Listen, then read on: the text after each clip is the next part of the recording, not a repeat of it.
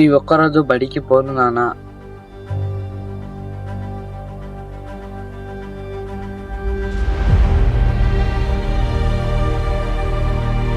ఈ సమాజంలో డాక్టర్ కొడుకు డాక్టరే కావాలనుకుంటుంది, లాయర్ కొడుకు లాయరే కావాలనుకుంటుందిరా.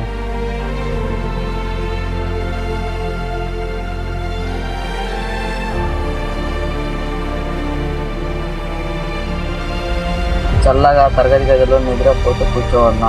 కానీ నాలాంటి కూలి పని చేసే తండ్రి మాత్రం నా కొడుకు నా లెక్క అవ్వకూడదని కోరుకుంటాడురా.